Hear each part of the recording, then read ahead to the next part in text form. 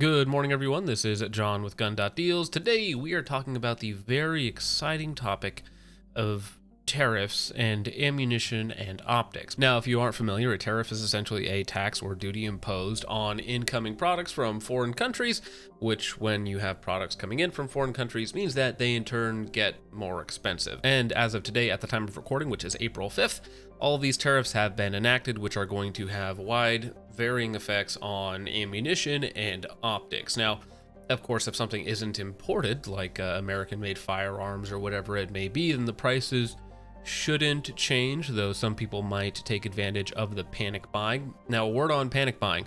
This is not something I recommend whatsoever. Some of the price increases may be minor for a short period of time. Some might stick around for a little longer. Certain sectors will be affected more than others, but there is no reason in my mind why you need to go out there and panic buy everything off the shelves.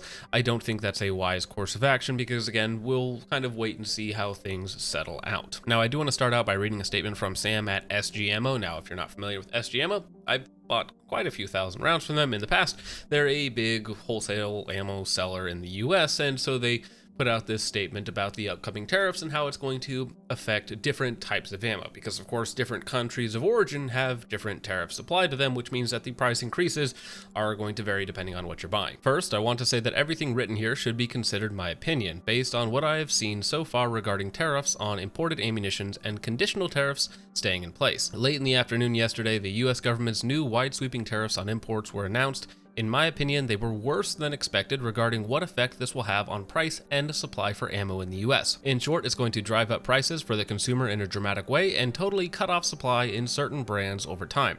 Starting Friday, April 4th, I will be forced to begin adjusting my retail prices, which is again, at time of recording, that is yesterday, where I adjust upwards to offset higher replacement costs on goods purchased later to likely replace what sells now. SGMO's price increases forced by the tariffs will take at least a week and up to a month to fully implement, and may be incremental, meaning that on the current inventory we have in stock, we do not adjust all the way up at once. For example, if the tariff is 20% for a $40 increase on 9mm from S&B, we may only go up $20 and then do the other $20 later. And then down below it says, in greater detail, feel free to read the following approximate example. So this is where we get into some of the different levels of tariffs that are going to be enforced. PMC, for instance, from South Korea will hit a 25% tariff.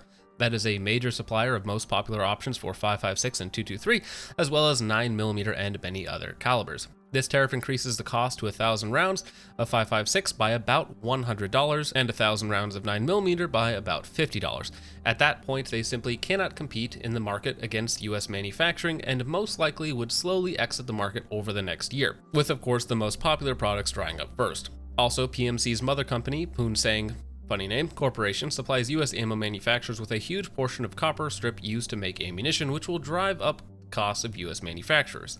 Example number 2, Privy Partisan in Serbia was hit with a 37% tariff and is a key supplier of metric rifle calibers, economical handgun ammo, and 5.56 FMJ ammo. This 37 tariff, if it holds, will totally force them out of business, and you will see this manufacturer totally exit the US market over the next 6 months. Now, in my personal opinion, and I am actually an economist, even though I've never used my degree once, these tariffs will not be around for 6 months. How we've seen them be implemented in the past is usually a short-term bargaining tool to screw over another country until they give you what they want. So essentially this is a bigger economy bullying a smaller economy. So while the two companies or countries are having their dick measuring contest, in the meantime, the consumer, the US consumer specifically, gets screwed. Example number 3, Igman in Bosnia, a key supplier of 7.60 by 39 and 7.60 by 51, was hit with a 36% tariff. No idea where they came up with that number, which increases the total cost of 1,000 rounds of 7.60 by 39 by about $180. No one will import it at all if this cost is. Example number 4, Cellier and Below, I actually don't know how to say that, was hit with a 20% tariff. This drives the cost of their 9mm up $40 per 1,000 and affects other products in a similar way, and at that point they cannot compete in the market on many popular products. Magtech in Brazil was hit with the smallest tariff at 10%, but still substantial to drive 9mm prices up $20 or so per 1,000 rounds. Now, how is this actually going to shake out? I think that this will negatively affect all of the imports to varying degrees depending on how severe their specific tariff is, and I think US manufacturers will take the advantage to raise their prices slightly, at least 10%, so they can still make a little bit more money while still being competitive, quote unquote, with the new alleviations on foreign imports. And that's kind of the point of a tariff, is to alleviate American manufacturing, make it much more profitable so more people do it, and then you get more competitive within the US market rather than it's the US market competing with, slave labor in China or something like that. Now, continuing on, in my opinion, unless the tariffs are reversed or reduced to much lower levels, the most likely course for where we are is that many of the import ammo brands are driven out of business in 6 months to a year, or forced to charge unrealistic prices that very few consumers will pay, shrinking their volume to an unsubstantial point. At the same time, US manufacturing will most likely slowly raise prices 3 to 8% each quarter of remaining 2025 and early 2026, pushing prices up to match import competitors on most popular calibers like 9mm 45 auto and 5.56/223, where profit margins have been suffering due to price cuts over the past 2 years, while also dealing with continuous upward movements in manufacturing costs. What you do is your business, but this will have an undeniable effect of forced price increases at our store and all other ammunition websites and retailers of all types, and it is in my opinion that buying today will save you in the long run. Now, Sam is trying to get you to buy ammo, of course, because that's what he does, and he's going to be increasing the price on the stock that he has on hand to cover the replacement costs, as he says, of course, which does put a little bit more cash in his pocket. He is a businessman.